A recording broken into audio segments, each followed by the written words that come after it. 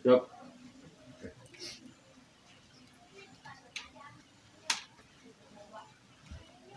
Aduh, ya kemana ya? Sarap pikir, duh ampun ya. Aja konten teh ya areu cada datang ya. Ieu kopina kedeung rapi kenal ah, kopi geus aya ya. Rokok geus aya. Duh aing mah. Teleponan ah aing si Gondel ya. Coba.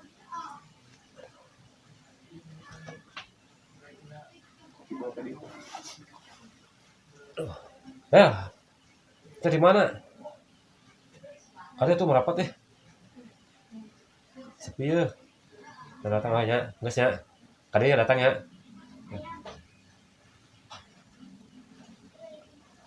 Tah, iya datang. Acting. Sehat. Aduh.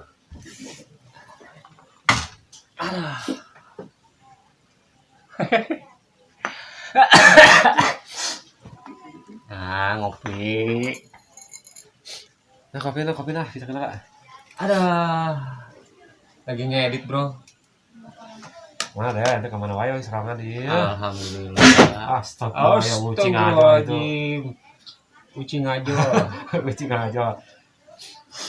Oke, assalamualaikum warahmatullahi wabarakatuh. Balik lagi di Deal Story ya.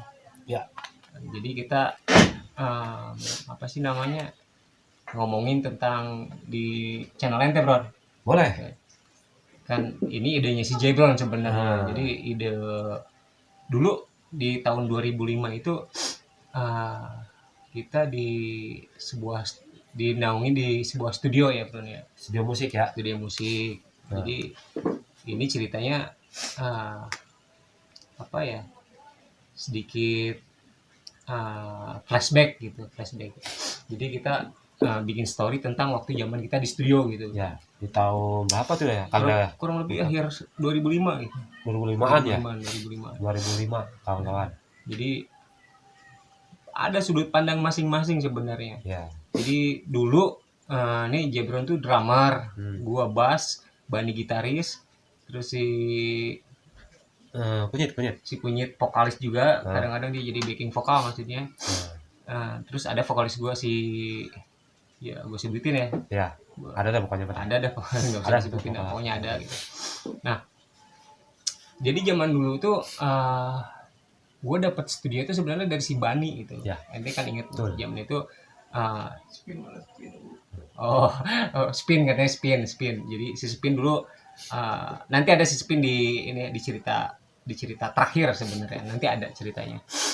Oke. Pokoknya mah aman lah kan spin pasti ada. Hadir pokoknya malah. Zaman dulu tuh kalau misalkan bikin iklan tuh bukan dari TV. Oh, bukan ya. Bukan dari, ada sih dari radio gitu, dari radio. Cuman saat itu masih zaman koran. Nah, zaman koran. Nah, ya, zamannya iklan tuh pakai koran dulu. Pakai koran. Apapun itu ya.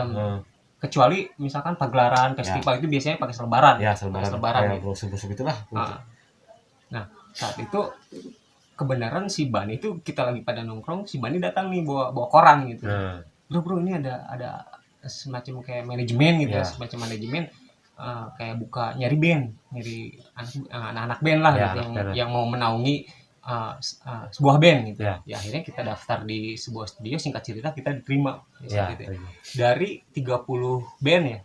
Ya, segitu dari 30 band lah itu. Yang keterima tuh kalau nggak salah hampir tiga yang diambil tiga band ya. Ya kalau tiga band ya tiga band yang tiga band ditarik. Untuk seleksi mah antara 30-an. Ya, cuma kita yang lolos 3 band. 3 band termasuk kita ya saat itu. Termasuk kita lah. Nah, akhirnya singkat cerita si manajemen ini menyewa sebuah rumah. Ya. Menyewa sebuah rumah dan si rumah ini dijadikan studio. Ya, rumahnya sih ibaratnya contohnya kayak yang buat tempat tidur juga di situ kan. Ada istirahat. Ada studio juga ada gitu kan. Ya ibaratnya kita buat kumpul-kumpul di situ lah. Nah, buat recording untuk rekaman di situ juga. Iya. Nah, kalau rekaman tuh zaman dulu masih di bawah, Bro. Masih di bawah di studio. Iya, gue masih ingat masih di bawah itu. Buat recording. Recording bawah. Buat mastering di atas kalau nggak salah. Ya, yang di atas, studio yang di atas itu buat master. Kalau yang recording itu di bawah zaman saat itu. Lu masih inget gak ya? Grup bandnya dulu apa sih gua? Lu Nah, bayangin lu. nanti deh nama bandnya nanti kita sebutin Oke ya lah, Tony. gitu. Nah, Soalnya masih lupa saya. nah salah satu yang kita kalau misalkan teman-teman yang suka band tuh pasti teman-teman masing-masing punya tipe apa ya, bukan tipe sih tapi apa sih Ini apa namanya?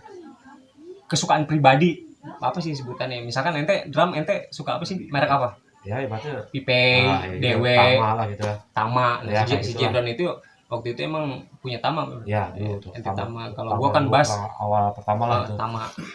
Jirtigan lah. Tama. Merek drum ya, merek Nah, drum merek itu drum. Tama gitu kita sebutin. Nama drum lah ibaratnya merek drum. Kalau gua kan Fender ya. Nah. Lebih di Fender bass. Terus yang paling bagus tuh Fender juga bagus juga sih. Apalagi Stratocaster, anjing Stratocaster. Nah, dari 2025 aja tuh. Pokoknya singkat cerita kita tuh di sebuah manajemen itu dikontrak selama 5 tahun ya. Tuh. Aneh kan? Biasanya orang kan misalkan itu setahun dulu, 2 tahun, 3 tahun. Ya kita anggap indie label lah ini ya. Kita anggap indie label. Alhamdulillah ya kita ya dari grup kita sih kepilih lah ibaratnya dari band ini alhamdulillah 3. Tapi sebelumnya kalau misalkan ada yang salah dari omongan ini atau misalkan dari cerita ini ada yang kesinggung, sebelumnya kita minta maaf ya. Ya. Karena di zaman tahun 2000-an itu anak-anak band tuh masih ada yang sedikit-sedikit negatif lah gitu. Ya, negatif pasti ada lah. Artinya si Bani saat itu emang masih suka minum bro gitu. Nah, nggak tahu salah kita apa atau misalkan emang zaman saat itu masih anak-anak band tuh masih emang dulu mah begitu ya masih seperti itu gitu ya, lah, masih seperti teman-teman pasti ngerti lah gitu, anak-anak band tuh nggak lepas dari seperti itu gitu. Nah kita ngomongin bukan ke situnya sih, tapi kita ngomongin masalah story kita di studio, apa ya, misteri yang kita alami di studio itu gitu. Gua nggak bisa sebutin ini studionya namanya apa gitu, atau misalkan manajemennya ini apa, tapi di sini gua gua masih ada sih masih disimpan di Gmail kontraknya gitu. Kontraknya saat itu. Jadi zaman saat itu kita masih dibayar masih di zaman RBT ya. Ringback-tone dulu zaman RBT. Belum ada Android, belum. Masuk foto model juga kan. Foto model. Nah, zaman studio itu masih sebenarnya dari sudut pandang masing-masing tuh kita nggak ada yang cerita sama sekali sampai akhirnya kita ketemu ya bro di tahun 2000-an ya. Berarti hampir tahun 2000 ketemu ya, hampir 5 tahun sampai 7 tahun ya. Kita nggak ketemu, akhirnya ya kita ungkap gitu waktu zaman di studio itu di sudut pandang masing-masing gitu. Yang akhirnya ya kita ceritain itu di misteri studio ini gitu. Sebetulnya misteri yang terjadi di studio itu ya. Gitu.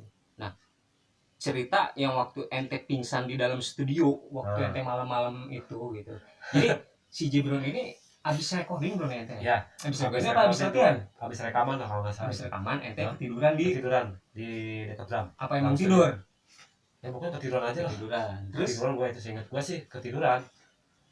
Ya itu pun itu sih kalau nggak salah sih gue habis main recording rekam tiba-tiba gue ketiduran lah pokoknya. Dari situ pun gue langsung ini ya mimpi lah ibaratnya gitu kan, mimpi kan ya. Bukan yang itu yang pertama yang ente langsung jadi studio itu biasanya pintu tuh ada 2 yang depan kaca, yang di dalam tuh yang masih di apa sih yang agak tebal gitu, yang pakai karpet gitu kan. Iya, buat kayak peredam itu lah pokoknya ya. Nah tiba-tiba si Jebron tuh langsung tembus, yang ente tuh langsung tembus langsung ayo gitu. Nah pengakuan ente saat itu katanya si drum itu ada yang mukul. Betul teman-teman. Nah pokoknya di posisi gua ketiduran di situ tuh gua kebangun tuh gara-gara ya drum itu ada yang ya dibilang dipukul ya kayak ada yang mainin lah gitu, ada yang mainin tuh main drum. Akhirnya tuh gua kebangun tuh situ tuh. Jadi yang dipukul antara kick bass enggak atau snare ya, apa snare sama head. Snare sama head kayak main hi-hat ya. Hi-hat tuh hi-hat lah kayak main dasar gitulah. Oh jadi si kick bass mah enggak dipukul. Pas gua kebangunnya tuh itu si Chinese dipukul. Nah itu si Chinese, tau kan si Chinese tuh? Chinese kan yang agak bentuknya kayak mangkok lah. Mangkok kayak Nah itulah akhirnya gua kebangun. Nah itu gua kebangun. Padahal itu sendirian kan? Itu sendirian posisi gua. Dan itu nggak cerita kan, baru saat ini Nah, yang itu. cerita. Nah sekarang gua baru cerita nih. Terus yang waktu ini yang pertama. Ya. Terus yang kedua yang ente pingsan di kamar mandi, Bro. Jadi gini teman-teman. Jadi si studio itu ada sebuah lorong untuk ke dapur. Terus belok kanan dikit. Ya. Kan ada kamar mandi tuh. Terus di atas tuh kalau nggak salah ada AC ya. Pembuangan ini dah, pembuangan AC lah. Pembuangan AC. Nah di situ gua juga kaget tuh. Bener deh, gua kaget tuh pokoknya gitu. Gua masuk ke kamar mandi tuh dari pintu itu tuh ada pembuangan AC itu. Lu tau sendiri kan kalau pembuangan AC itu kan harusnya keluar air kan, ngeslak gitu ya, ngeslak bunyi gitu dah, klak klak gitu dah. Nah itu apa coba, itu tuh bukan air, itu tuh darah. Anjing merinding. Itu darah coba, itu bener dong pokoknya. Pas gua dilihat tuh gua memang sih emang nggak ada penampakan, tapi ente langsung pingsan. Kalau untuk penampakan sih nggak ada, cuma anjir emang bener anjir darah. Darah itu asli, itu darah coba. Ngeslak. Darah ya dikira sih gua nggak tahu sih ya, memang dikira sih emang air ya kan, tapi kok air kok begini gitu kan, hitam gitu loh. Oh jadi bukan merah, Bro? Merah enggak, jadi posisinya kan agak gelap sedikit. Benar. Kamar mandi posisi itu kan agak gelap kan. Benar. Gitu kan, gua pegang, ternyata itu darah. Gua bingung nih, darah dari mana gitu loh, sedangkan itu netes gitu. Iya netes terus tuh, itu darah tuh netes. Gua lihat ke atas tuh, ada yang kaya ya, itulah pokoknya ya, pokoknya sosok itu ya gua nggak bisa itu dah. Oke, jadi nggak bisa ngomongin lah, dia nggak bisa ngejawab. Jadi nggak bisa ngejawab lah gua. Tadi di belakang layar si Kang Jabir ini cerita saat dia sebelum pingsan sebenarnya. Jadi pas dia nengok ke bawah tuh emang dipegang tuh semacam kayak anis darah ya, kental. Dan itu ya sedikit karena itu mungkin agak gelap ya, agak gelap itu jadi sedikit kehitaman. Nah pas dia nengok ke atas itu ternyata itu ada sebuah sosok. Jadi rambut panjang, Bro. Rambut panjang ke bawah. Nah si orang ini kayak laba-laba gitu, jadi kepala di bawah, kaki di atas gitu, jadi kayak kayang gitu. Kayak nempel di tembok itu. Nah si rambut tuh benar-benar ke sampai lantai. Ya, lantai ke bawah. Panjang gitu. Nah, dia langsung pingsan di situ. Nah, kita yang bawa gitu. Nah, yang nemuin itu si kunyit ya? Ya, yang nemuin si kunyit. Si kunyit yang lari, yang bangunin gua itu kunyit. Lari langsung ke kita itu Bang Gibran tahu gitu kan. Itu pun gini, kunyit pun nanya. Nah, itu pun gua emang sih sadar juga sih emang. Kunyit tanya, lu kenapa, Bron? Gitu kan. Lu kenapa lu tidur situ? Disangka tidur kan ya gitu. Lu kagak tidur, coy. Ya udahlah. Emang sih gua ketiduran, gua boleh ibaratnya gua nutupin aja lah gitu. Ya dalam pikiran gua gini. Kunyit tanya begitu, ya otomatis kan kunyit kan curiga kan ya, kenapa lu tidur dekat kamar mandi gitu kan, nggak logis gitu, ngapain ente, nggak logika lah gitu kan. Makanya gue ngebohongin ya, ibaratnya gue ngebohongin kunyit juga gitu, nutupin lah, ibaratnya gue nutupin ya, ibaratnya gue ya pokoknya gue ketiduran aja gitu aja, gue ketiduran aja gue, karena gue ngantuk aja gitu, karena gue capek ya. Akhirnya gue, lu tau sendiri dah, pasti kunyit juga tahu kalau gue tidur di mana pun gue jadi, pokoknya malah begitu lah. Nah pokoknya udah gitu sih. Nah yang terakhir sih begitu. Yang terakhir yang ternyata ente didatengin di mimpi ya. Ya. Jadi itu ada yang di mimpi emang. Di mimpi emang gue didatengin cuma di mimpi doang. Dia cewek bener ya. Dia cewek. Itu cewek berambut panjang. Cantik banget. Nah pucat pokoknya. Enggak ya kalau sama ya dibilang pucat sih. Emang kalau di dalam mimpi gue tuh itu rambut panjang gitu. Tangan tuh. Itu bukunya panjang sakamnya itu udah mimpi gua itu, jadi nggak gini teman-teman, jadi sebenarnya awal mula yang diceritain Kang Jabron itu yang ente tiba-tiba itu ada di sebuah taman, ada di sebuah taman. Terus nanti disamperin sama si cewek ini kan, dan itu awalnya cantik bener ya, emang awalnya cantik.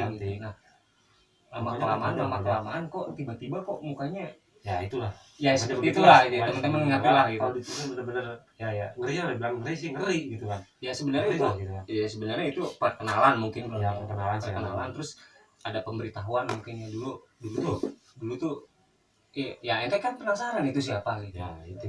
Nah akhirnya gue diam aja lah, pokoknya situ gua di dalam mimpi gua yang gua terjadi saat di dalam studio itu, gua ketiduran tuh gua ya gue terdiam aja udah, cuman gue doang yang tahu gitu loh. Sampai si kunyit pun bingung gitu loh. Nah itu doang sih yang gue ceritain sih. Nah akhirnya gue ternyata yang terjadi kayak gini tuh yang ngerasain itu bukan gue doang, kan juga pasti lu ngerasain Ya. gitu kan, ini Kamdel bukan pasti ngerasain Terus kan. waktu ente di, nah jadi waktu pas yang terakhir bro, ini sebenarnya banyak sih teman-teman. Kejadian-kejadian yang ganjil-ganjil gitu ya. Yang terakhir mungkin pas ente ngejam sama si Bani saat itu bang. Ada Jadi itu gua. Saat itu gue belum datang ya, ente duaan ya di studio ya, ente duaan sama si Bani, ente ngejam sama si Bani. Ya, gue berdua tuh sama Bani tuh ngejam di dalam studio itu, gue ngejam tuh pokoknya tuh asik tuh gue. Nah tiba-tiba tuh situ ini Kang Del, pokoknya asik dah, kok ada yang ganjil gitu cok. Apa tuh? Kata gue ini, gue nanya kan sama Bani kan, Ban, lu coba deh, lu gitar lu kecilin dulu deh, lu ada yang aneh gak gitar? Dia asik aja deh santai, lu kata si Bani gini, udah bro lu main aja udah, enjoy aja bilang gitu kan sialan kan ya. Bani kan mainnya asik kan, Ini piano. jadi gua kesel kan disitu, udah gua diam lah. Kata gua tuh piano ada yang main. Kata gua Ban, gua matiin dulu ya gitar ya, lu dengerin deh. Lalu, iya siapa yang mainnya gitu di situ bener. Sumpah Pak Kang Del, itu benar. Suka pun ada yang main. Wah, itu Bani langsung lari gitu. Ente dengerin? Kalau gua sih enggak, gua enggak lari. Gua langsung gini aja lu tau kan. Yang itu pas di dalam studio gini ya? Di pojokan kamu tau kan? Di pojokan di pojokan. Itu pun Bani langsung. Si Bani keluar. Ente tinggal si Bani. Tolong tuh orang goblok. Bani enggak tahu kemana gitu kan. Jadi teman-teman, pas gua datang saat kejadian, si Jebron tuh lagi di pojokan gini nih. Pojokan gua di pojokan deh. Pas gua pegang teh, Jebron apa itu. Nah, pas gua di pojokan drum itu, nggak lama-lama itu Kang Del datang megang gua kan, gua sampai Kang Del ini gua apalah, gua pukul tangannya, gua kaget di situ. Nah pas Kang Del datang gua langsung cabut, gua tinggal di dalam studio lah, karena gua tinggalin. Jadi ternyata yang mainin piano Jebron pun lihat ternyata si cewek itu lagi ya. Iya. Si cewek itu lagi. Ternyata ya itulah pokoknya cewek itu lagi lah. Jadi yang dari awal itulah. Jadi semua sudut pandang ada. Jadi sudut pandang Kang Spin, ternyata Kang Spin juga ada dapat teror gitu kan dari si cewek ini gitu ya. Betul. Terus ya gue juga nanti ada gitu. Nanti kalau misalkan ya nanti kita gabung, kita gabung di storytelnya dari band lah. Dari sini nanti pindah ke di Gogorigog nanti ada storytelnya yang lengkapnya gitu. Gogorigog ya.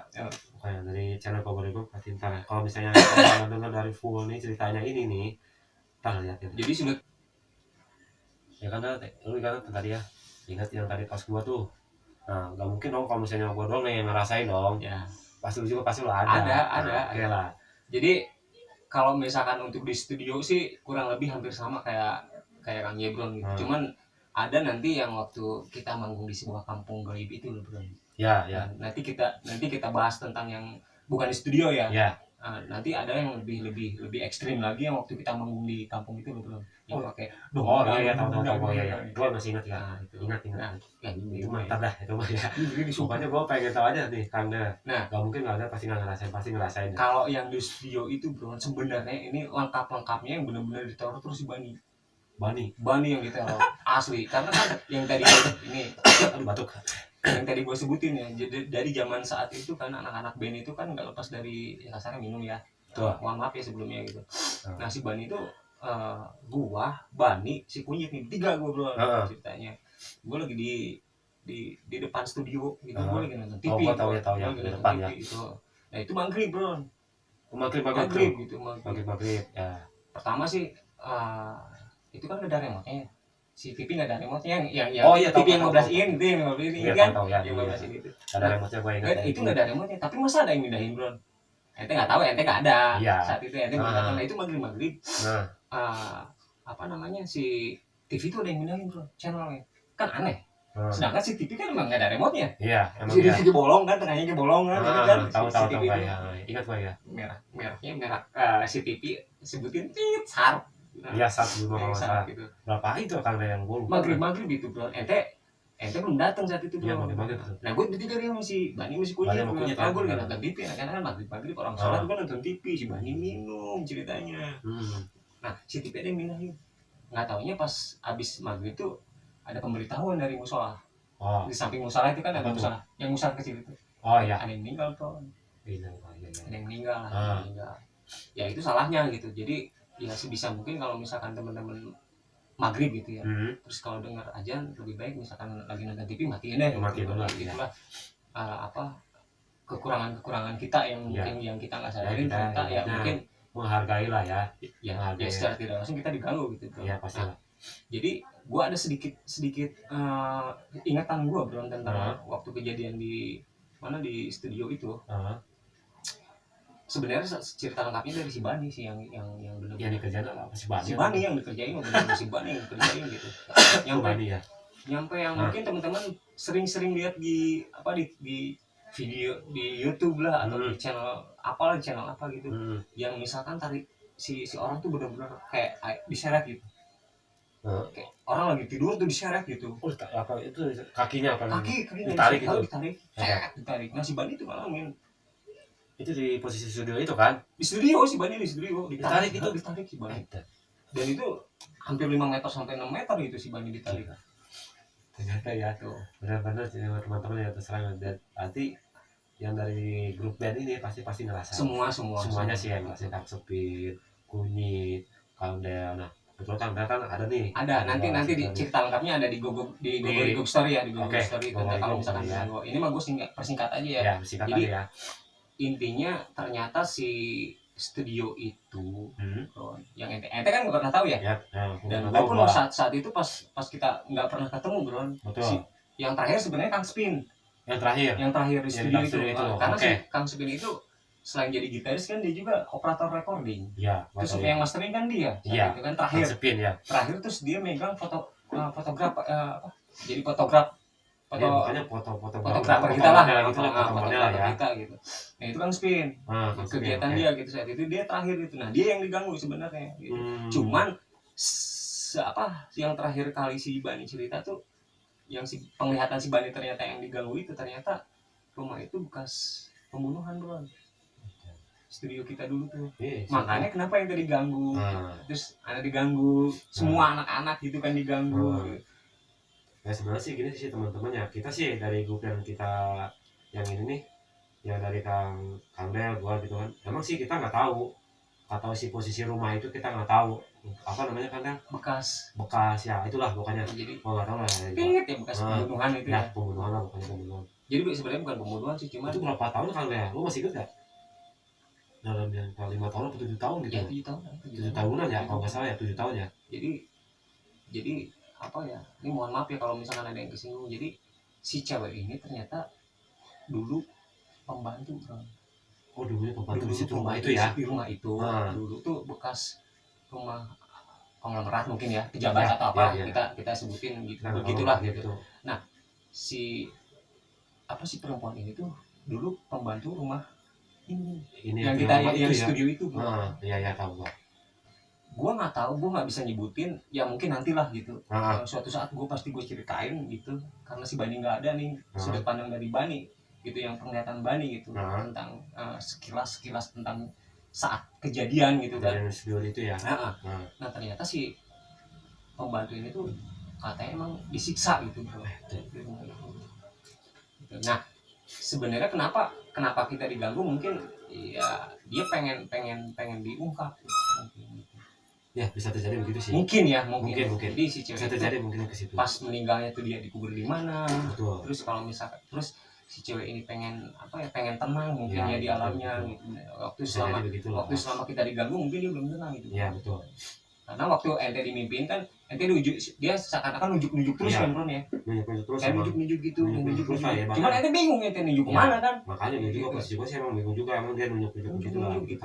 Gua nggak tahu apa maksudnya gitu kan. Maksudnya apa yang ditunjuk. Ya cuman Bani mungkin ada sedikit ngerti gitu bro. Oh dia nunjuk. Oh mungkin tempat lokasi terjadinya ya. Bisa jadi. Dikuburnya bisa jadi di situ. Cuma kan yang bingung. Iya. Studio itu gede bro. Jadi di bawah tuh itu yang di bawah masih Kang Spin yang diganggu mah. Masalah. Karena dia recording tadi ya. Ya karena setahu gua ya itu rumah 2 lantai ya. 2 lantai. Kita di bawah kan. Iya 2 lantai ya. Yang buat recording di bawah, yang di atas buat master. Iya buat mastering. 2 lantai ya. Saya ingat gua sih gitu sih dulu. dua lantai itu. Jadi Dua lantai. bentuknya bukan rata gitu. Jadi Ya. kayak bawah tanah gitu, kayak bawah Pokoknya tanah. karena bawah tanah aja, Bawah bawah tanah. tanah aja. Nah, paling gitu ya. Nanti cerita selengkapnya ada di Gogorigo kali ya. Karena Ya. Kang Spin juga Ya, sudut pandangnya belum. Bani, ada kulit. Gue si Bani nanti Iya. ada si Bani dari sudut pandang Bani. Ya kalau gue sendiri sih ya ketemu cewek itu sama bukan gue dari mimpi bro. Kurang lebihnya dari mimpi gitu. Gue dimimpiin si cewek ini namanya siapa, terus dia lahirnya kapan. Jadi ini kan pokoknya ini kejadian tahun 80-an ya teman-teman. Kejadiannya tahun 80-an. tahun 80-an. Tahun 80-an. Cuman si rumah tersebut tuh emang udah direnov gitu. Iya, Jadi pasti. kayak studio kan bagus ya. studio kan keren. Ya ibaratnya kayak studio lah gitu ya. Ya udah, ya intinya sih gini sih Kang Dea. Kalau saya sih ya makanya itulah nggak mungkin ya namanya ya kita segrup pasti ngerasain semua. Ngerasain semua. Ya itulah pasti makanya gua ya pengen tahu makanya. Jadi ini sudut pandang masing-masing. Iya. Gitu. Kita kayak ceritain lah. Kita zaman ngeband tuh jadi di konten horor kita pun waktu kita ngeband pun ada cerita misteri-misteri yang belum terpecahkan. Emang ada gitu. Walaupun saya di balik layar tuh kenapa sih kita nggak cerita? Kita kan punya pengalaman juga nih dari grup band ini nih dari Kang Dea. Makanya hari ini gue yang ngebukain sendiri nih gitu loh. Nah itulah pasti gue udah punya pikiran ke situ.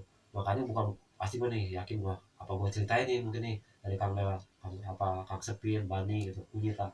Nah ini gue ungkapin di sini nih. Ternyata Kang Dea juga pasti ngerasain dari apa?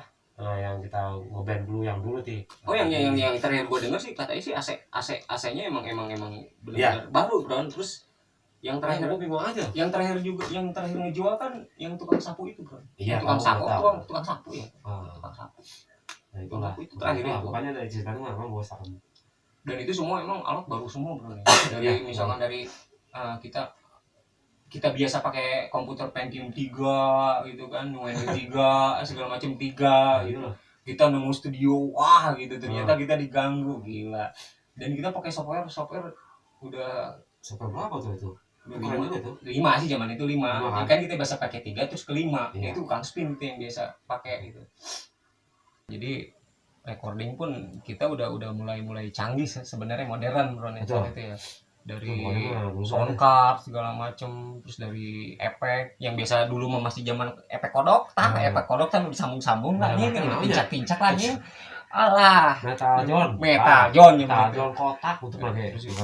Kita nemu yang efek yang bos itu panjang itu. Ente biasa pakai drum, pakai tama. Mantap. Siba balatak anjing lah, aduh ditakol-takol gitu. Enggak itu. Ya. Oke, nanti cerita selengkapnya paling di storytelnya ya. Storytel apa? Di storytel nanti ada di Gogorigo gitu. Iya, Gogorigo ya. Jadi sudut pandang masing-masing ntar gue ceritain lebih lengkap gitu. Oke. Jangan lupa Gogorigo channel. Berarti Kang Dea kita sampai sini dulu ya. Sampai sini aja dulu. Jadi mudah-mudahan teman-teman gue udah ngungkapin lah. Ya. Lu juga sama Kang Dea. Berarti bukan gue doang. Lu juga ngerasain pasti yang lain juga Kang Bani, Kang Sepin, apalagi Kunyit. Ya. Oke. Jadi teman-teman yang masih buat yang band lanjut bro gitu. Dan kita pun masih kreativitas untuk di musik sih masih kenceng ya bro nih. Nanti gue bikin lagi akustik, insya Allah nanti ada lah videonya. Ada juga yang nanya gitu masalah lagu baru mana. Nanti Kang Bron paling pakai kahon aja dulu. Iya, kahon. Karena drum kita udah nggak ada. Ya, itu. Pada dijualin tuh. Iya, gitar, drum, keyboard, pokoknya udah dijual semua. Sekarang ada gitar akustik, ada kajon ya. Itu aja lah. Paling itu aja. Nanti ketemu di podcast selanjutnya yang waktu kita manggung. Boleh kita ceritain waktu kita manggung. Di manggung itu ada cerita lagi. Pokoknya ya udahlah. Kita sampai di sini dulu teman-teman. Kalau bisa ada cerita panjang, jangan lupa Gogorigo lah ya. Nah itu. Oke. Jangan lupa subscribe, like dan komennya. Oke, jangan lupa itu ya. Terus mohon maaf kalau misalkan ada salah-salah kata ya. Oke. Sekali lagi. Ya paling gua sampai di sini aja deh. Close ya. Ya, close. Sampai sini aja. Gua Dels, Kang Jebron, Kang Spin nggak tahu kemana tuh. Oke. Aduh. Ya. Terima kasih. Assalamualaikum warahmatullahi wabarakatuh. Waalaikumsalam warahmatullahi wabarakatuh.